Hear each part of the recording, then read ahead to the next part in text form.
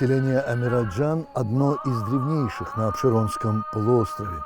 Согласно преданию, оно было основано 21 семейством выходцев из небольшой местности между Дамаском и Халебом, Алеппо, в период завоевания территории Азербайджана арабским халифатом в VIII-IX веках. Бытует версия о том, что к переселенцам из Сирии присоединились выходцы из селения Хилли, близ Сальян и Хаджикабула. Именно этим объясняется первоначальное название селения Хиля, хотя у местных жителей бытует и более прозаическая версия, связывающая этимологию этого названия со словом «хиль», то есть «глина», которой изобилует побережье местного озера.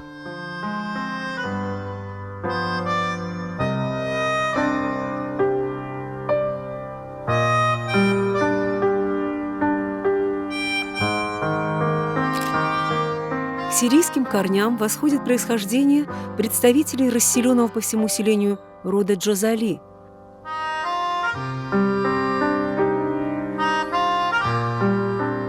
Историк Исхак Джафарзаде в ходе этнографической экспедиции абшеронских селений 1935 года выявил около 10 древних родов. Многие из них в силу компактного поселения образовывали одноименные кварталы. Современное и наиболее распространенное название селения Амирджан или Амиру-Хаджиян связано с тем, что именно отсюда отправлялись в священную Мекку группы паломников из близлежащих селений, которых на протяжении десятилетий возглавлял весьма почитаемый местный житель Низам ад-Дин.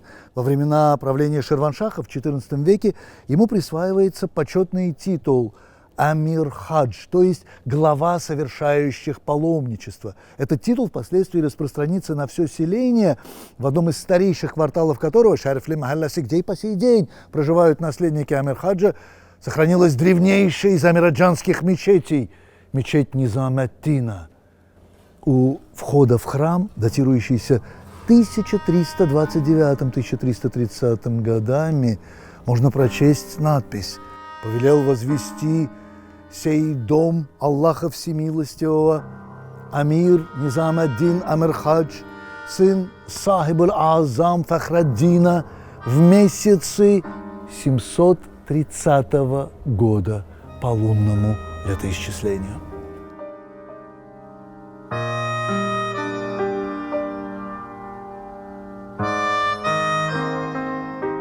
Мечеть Низам ад-Дина неоднократно расширялась, достраивалась и обогащалась новыми конструктивными элементами в последующие столетия.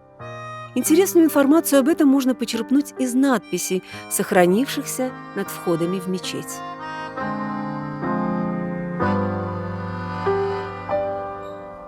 Так, надпись, исполненная почерком Насталик в 1830-31 годах, гласит: «Во имя Аллаха Всемилостивого и Милосердного входите в мечеть с миром и в безопасности. Исполнил мастер Сулейман в 1246 году по хиджре». Не менее красочная надпись, исполненная почерком Насх в 1866-67 годах, гласит: «Он, Аллах, живой, не умирает, а все живое смертно». Исполнил мастер Аббас Али в 1233 году по хиджре.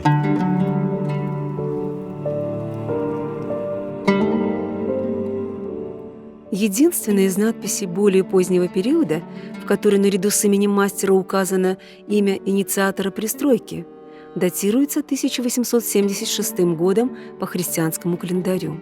Возвела эту мечеть Фатима Ханум, дочь Хаджи Бадала, в 1293 году по мусульманскому летоисчислению.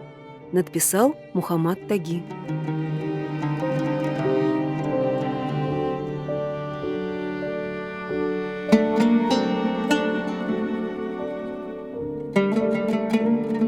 В начале 20-го столетия древнейший из входов в мечеть Низам ад-Дина подчеркивается четырехколонным портиком, отчасти напоминающим древнегреческие храмы.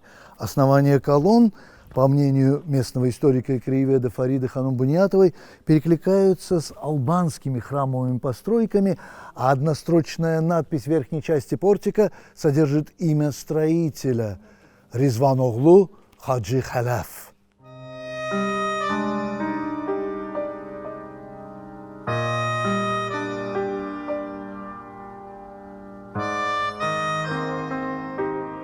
Возведенная по преданию на месте зороастрийского капища Аташхун или Мултани, мечеть Низам-ад-Дина вобрала в себя элементы храмовых построек самых различных периодов, культур и конфессий. Неизменным оставалось лишь название мечети, связанное с человеком, возглавлявшим паломников из Баку и его предместий в священную Мекку, Амирхаджем Низам-ад-Дином, сыном Фахряддина Гутлушаха. Память об этом человеке и сегодня сохраняет мавзолей XIV столетия, находящийся в непосредственной близости от мечети Низам-ад-Дина. В этой средневековой усыпальнице наряду с Амирхаджем Низам-ад-Дином покоятся его ближайшие родственники. Однако общее состояние мавзолея удручающее. Он требует тщательной реставрации, отчасти где-то реконструкции, которая, быть может, и не требует столь серьезных средств, но очень часто в последнее время имеет обыкновение превращаться в дешевый и очень китчевый евроремонт.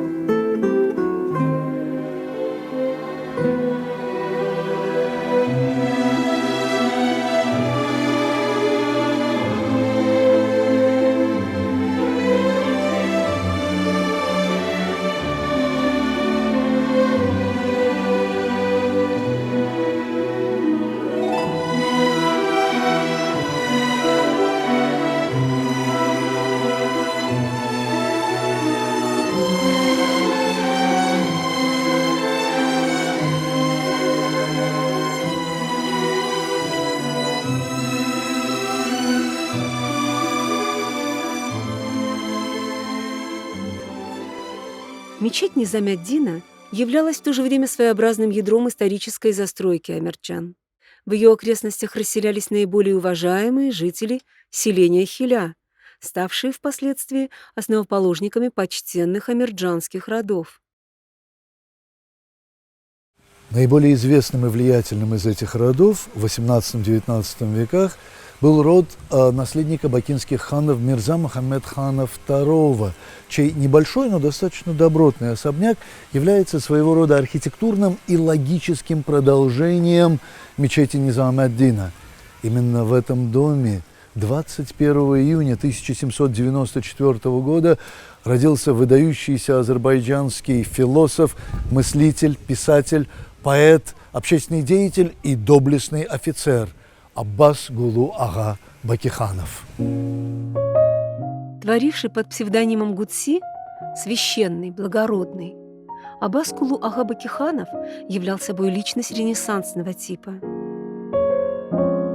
Один из основоположников реалистического направления в азербайджанской литературе, он вместе с тем считается основоположником научной историографии и археологии в Азербайджане. Владевший азербайджанским, фарси, арабским, русским и французским языками, он по праву является одним из первых азербайджанских лингвистов и переводчиков. Участник 2 войн и нескольких военных кампаний, он сыграл видную роль в русско-персидских переговорах, проявив себя как тонкий дипломат. Находясь на военной службе, Аббас Гулу Ага Бакиханов обретает широкий круг друзей и единомышленников в лице видных деятелей культуры, находившихся в то время на Кавказе. В 1833 году Бакиханов совершает путешествие по России, Латвии, Литве и Польше, а в 1834, будучи в Петербурге, он знакомится с великим русским поэтом Александром Сергеевичем Пушкиным и выдающимся композитором Михаилом Ивановичем Глинкой. Что же касается самого Бакиханова, то кульминацией его литературного, философского, научного наследия станет написанное в 1841 году масштабное произведение «Гюлистан-и Ирам», «Райский цветник», в котором автор осуществляет первую попытку детального историографического обзора Азербайджана с древнейших времен и вплоть до Гюлистанского договора 1813 года между Россией и Персией. Для написания своего труда Бакиханов использовал огромное количество материалов и сведений о Ширване и Дагестане, почерпнутых из трудов римских, греческих, византийских, грузинских, арабских и турецких средневековых источников, а также современных Бакиханову русских и европейских авторов. В 1844 году произведение переводится на русский язык под названием «История восточной части Кавказа». При этом колоссальную помощь Бакиханову в подготовке и редактировании русского перевода окажут известный русский востоковед Василий Никифорович Кузьмин и сосланный на Кавказ за революционную деятельность талантливый польский поэт, этнограф и переводчик Тадеуш Лада Заблоцкий. Русский вариант труда Бакиханова ожидал поистине грандиозный успех. В 1844 году военный министр Российской империи граф Александр Чернышов представляет рукопись императору Николаю I. 8 марта 1845 года Николай I по-царски наградил автора 800 рублей серебром и бриллиантовый перстень. Вскоре после этого Аббас-Кулу Аға Бакиханова ожидала личная встреча с российским императором, в ходе которой произошел более чем любопытный случай. Император Николай I и его супруга были заранее оповещены о том, что видный азербайджанский ученый и поэт не потребляет алкоголя, поскольку является практикующим мусульманином. Удивленная этим императрица пожелала бросить вызов Бакиханову. Она заявила, что будет первой, кто предложит ему бокал вина. На приеме Александра Федоровна поднесла поэту бокал вина на золотом подносе. Ошеломленный столь неожиданным вниманием, Бакиханов взял бокал, поклонился и повернулся к императору с вопросом: «Мой господин велит мне пить вино, а мой Господь запрещает мне это. Кому я должен быть послушен?» Тактичный Николай I выдержал паузу и ответил: «Конечно же, вашему Господу». Бакиханов поклонился вновь и положил бокал на поднос императрицы, а смущенная императрица удалилась. Родившийся в селении Амирджан и проведший первые 9 лет своей жизни у мечети Низам-эд-Дина, откуда традиционно отправлялись в Мекку паломники из Баку и обширонских селений, Аббас-Кулу Аға Бакиханов и сам решает отправиться в святые места в 1847 году.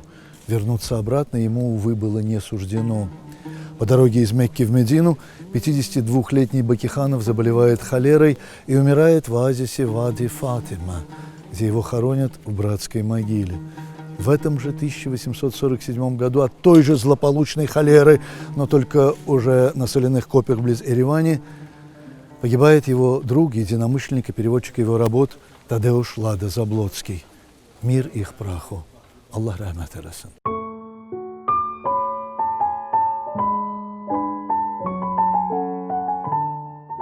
Традиционно известная своими соляными копьями, посевами шафрана и садами, а также коврами Хиля-Бута и Хиля-Афшан, селение Амирджан к началу 20-го столетия оказывается вовлеченным в лихорадку нефтяного бума. Это не преминуло сказаться на его архитектурном облике. В 1905 году в квартале Бени-Адлар возводится мечеть с говорящим за себя названием Гöyçek – красавица.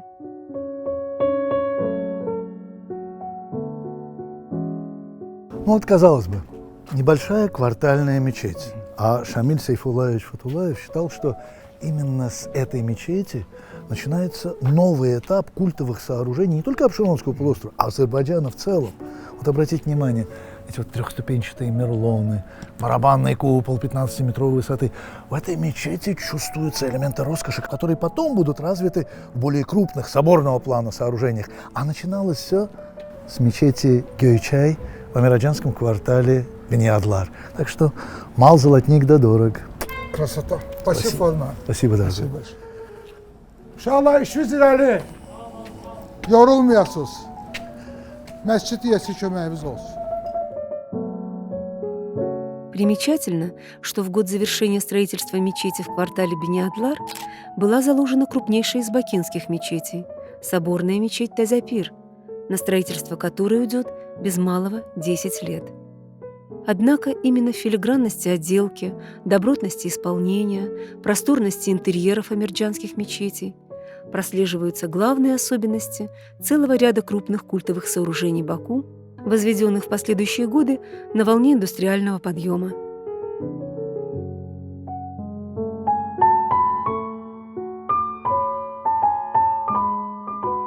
Возведенная на средства жителей своего квартала и зачастую называемая его именем, амирджанская мечеть Бени-Адлар и сегодня реставрируется жителями этого квартала, продолжая добрые традиции квартальных мечетей обширонских селений. Особенно отрадно то, что наиболее активное участие в этом процессе принимает молодежь.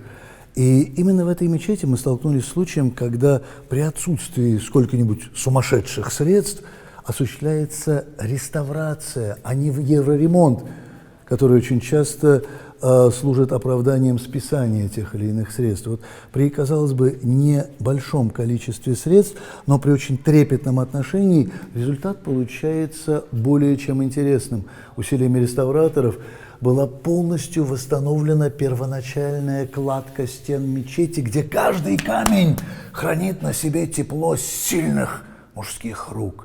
В ходе этой реставрации раскрылись небольшие секреты. Так, например, вот этот вход, соединявший некогда мечеть с подсобным помещением, в советское время ставшим местным сельсоветом, был полностью замурован. Его удалось раскрыть. А далее усилиями реставраторов восстанавливается очень аскетичный, но достаточно выразительный мехраб, ниша, направленная в сторону священной Мекки.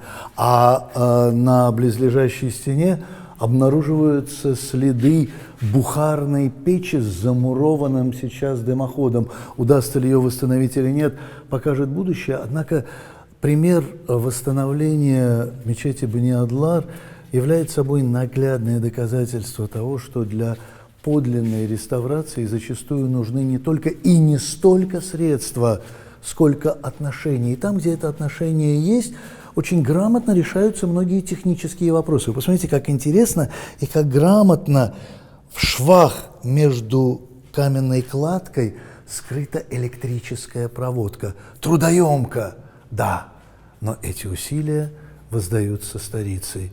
Именно примером такой реставрации, трепетной, заботливой, мы по камушкам воссоздаем и собираем нашу собственную историю.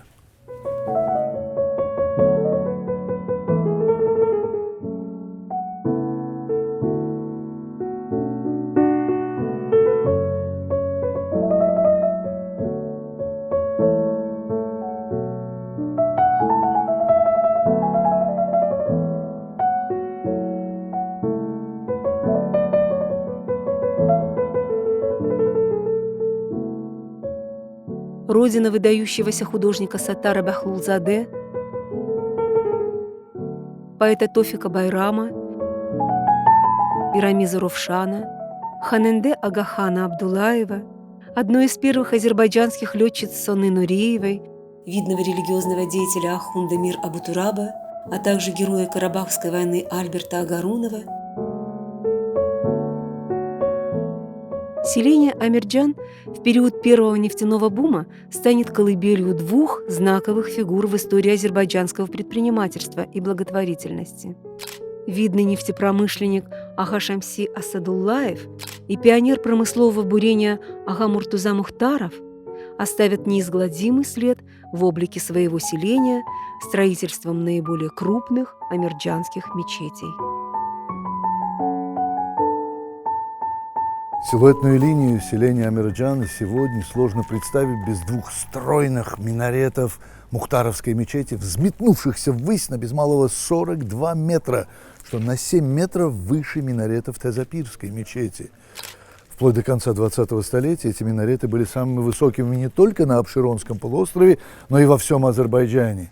Их гордая стать как нельзя лучше соответствует облику и характеру человека, сумевшего возвести столь монументальное сооружение в рекордные сроки с 1908 по 1909 годы. Ага Муртуза Мухтаров родился в селении Амирджан в семье простолюдинов в 1855, по некоторым данным, в 1859 году. Его юность совпала с периодом нефтяного бума, и, как и многие его односельчане, Мухтаров устраивается работать на промысле тартальщиком, выполняя тяжелую и зачастую небезопасную работу землекопа-бурильщика. Однако цепкий ум, сметливость и недюжинные технические способности позволяют ему в довольно короткий срок пройти промысловую иерархию от чернорабочего до промыслового мастера, а затем управляющего промыслом. В 1890 году вместе с братом Бала Ахмедом Муртуза Мухтаров основал одноименную компанию подрядного бурения, которая в 1910 году располагала двумя крупными механическими заводами в селениях Сабунчи и Бибихейбат. Самая крупная фирма подрядного бурения в Баку, Мухтаровская компания имела свыше 1250 рабочих, техников и инженеров. А самих братьев Мухтаровых можно было по праву считать азербайджанскими братьями Шлюмберже.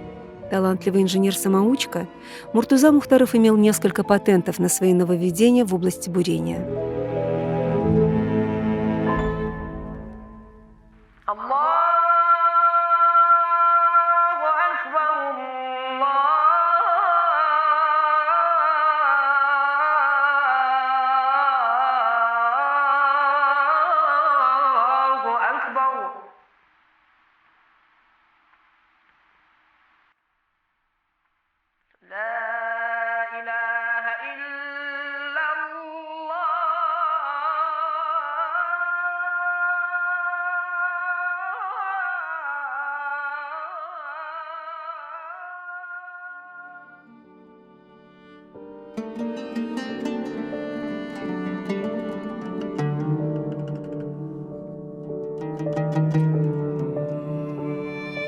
Возведение мечети в амирджанском квартале Исфандияр-Лар, откуда происходила семья Мухтаровых, началось вскоре после завершения строительства мечети в соседнем квартале Беньяд-Лар. По воспоминаниям старожилов, в ходе сбора средств жители квартала обратились за помощью к Муртузе Мухтарову и получили по-мухтаровски четкий и недвусмысленный ответ: «Верните все деньги тем, у кого вы их собрали, а мечеть с меня».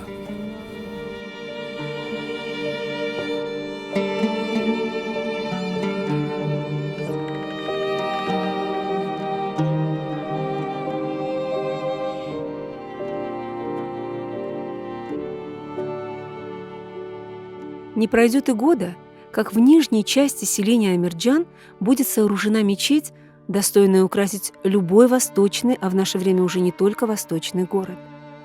Мухтаровская мечеть станет одной из узловых точек этой части селения и бесспорной архитектурной доминантой Амирджана, обозреваемой далеко за его пределами. Наряду с этим плотность окружающей застройки не позволила мечети иметь крупный молельный зал. Его 11-метровый диаметр почти вдвое уступает Тазапирской мечети. Однако 20-метровой высоты барабанный купол с 14 окнами и богатый интерьер свидетельствуют о масштабности проекта.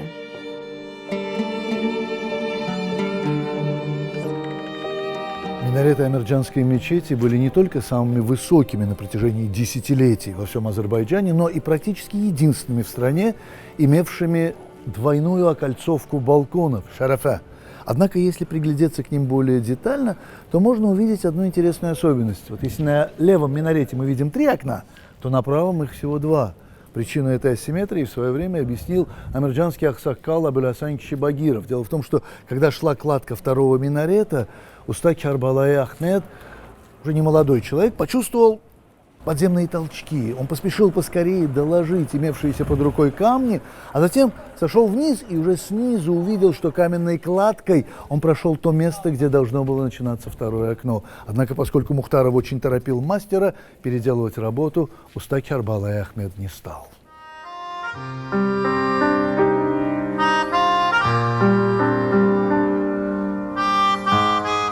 Несмотря на то, что в советское время в Мухтаровской мечети в селении Амирджан располагались всевозможные производства, от небольшого конденсаторного завода до швейного цеха, само здание мечети охранялось государством, о чем свидетельствуют две небольшие, но очень добротные, цельнометаллические, словно на века исполненные таблицы. В период независимости Мухтаровская мечеть получает статус исторического и культурного памятника национального масштаба, о чем также свидетельствует таблица, закрепленная во времена Министерства культуры и туризма. Однако посмотрите на ее, порнографическое исполнение до первого дождя.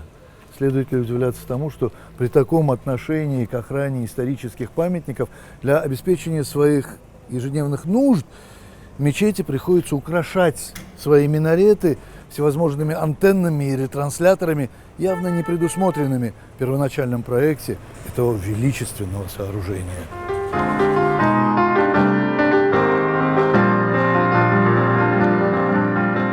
Как и многие частные предприниматели, Муртуза Мухтаров не принял советской власти. В 1920 году он трагически погибает на ступенях собственного дворца в перестрелке с красноармейцами. Его супругу, осетинскую дворянку Лизу Ханум из рода Тугановых, ожидал классический булгаковский бег. Эмиграция, а точнее эвакуация, вначале в Стамбул, а затем в Париж.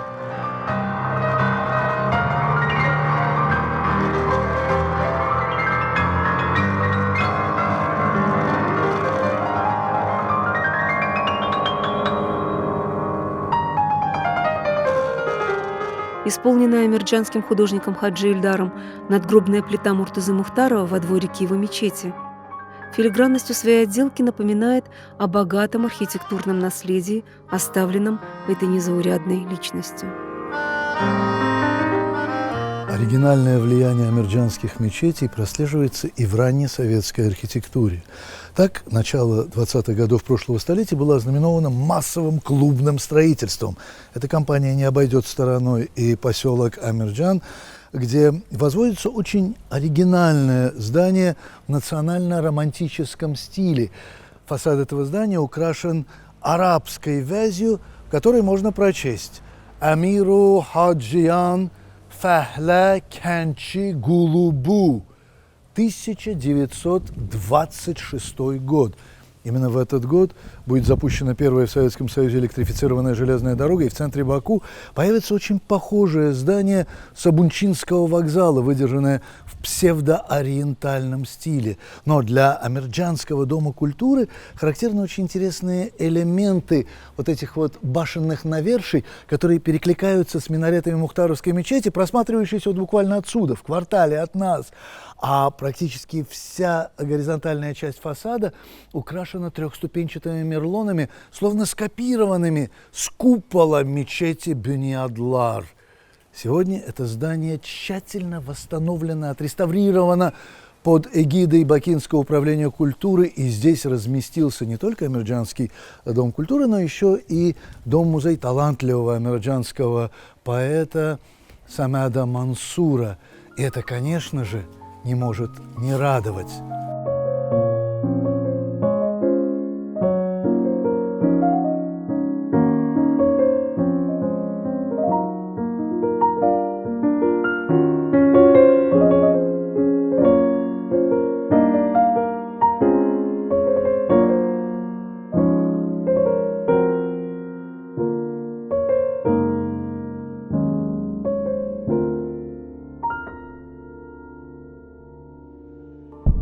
К сожалению, далеко не все амирджанские мечети смогли пережить советский период. Молох массового уничтожения и сноса культовых сооружений не обошел стороной и это древнее обширонское селение, а сохранившиеся храмовые постройки использовались не по назначению. В советское время в Мухтаровской мечети располагались всевозможные заводы, предприятия, далекие от духовности учреждения. Однако ее все-таки удалось уберечь от разрушения. Эта участь, увы, не обошла стороной мечеть, возведенная самым богатым и щедрым из амирджанских нефтепромышленников Ага Шамси Асадуллаевым. Именно у ее развалин мы находимся сейчас.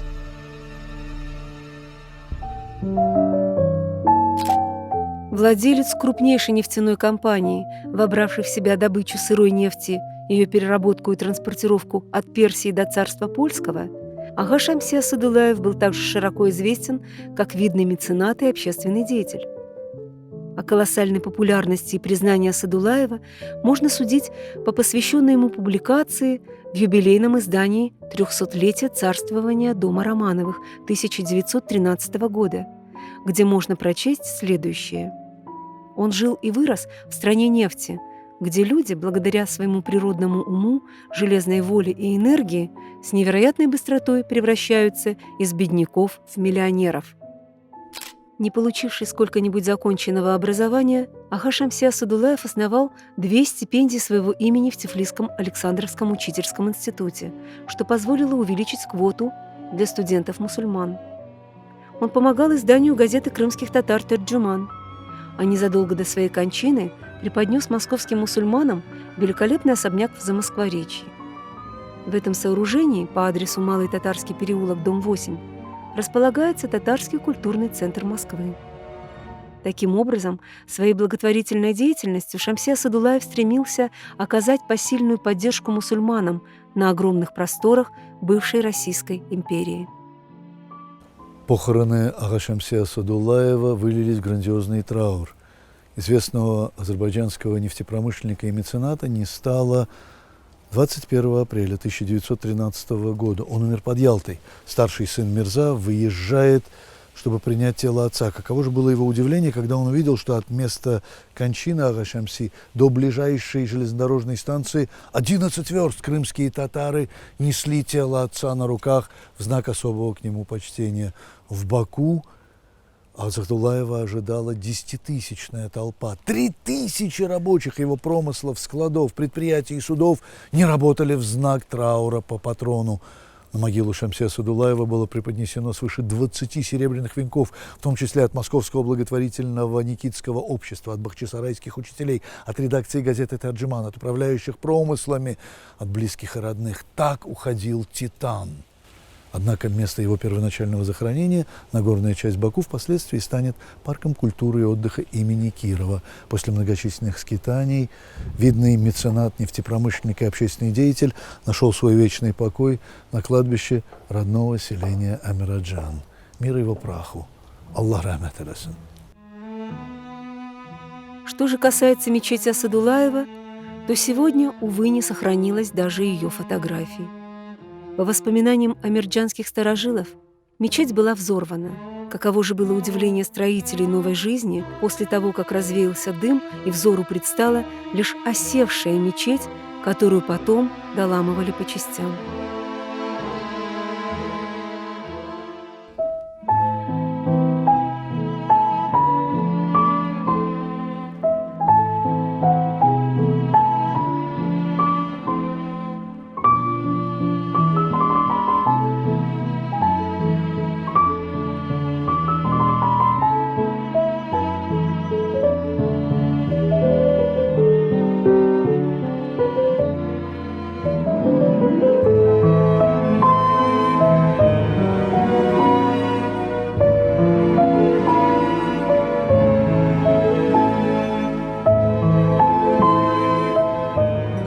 В истории 4 амирджанских мечетей как нельзя лучше раскрывается образ одного из старейших бакинских пригородов.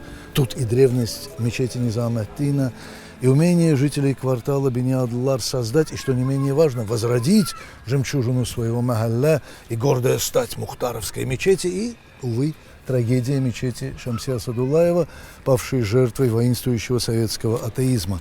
Хочется надеяться на то, что ведущиеся сейчас ремонтные работы позволят отчасти возродить традиции духовности селения, откуда веками начинался путь в святую Мекку, а уходившие отсюда местные паломники везли с собой знаменитый абшеронский шафран. И по сей день изображенный на гербе селения, чье название говорит само за себя – Амиру Хаджиян.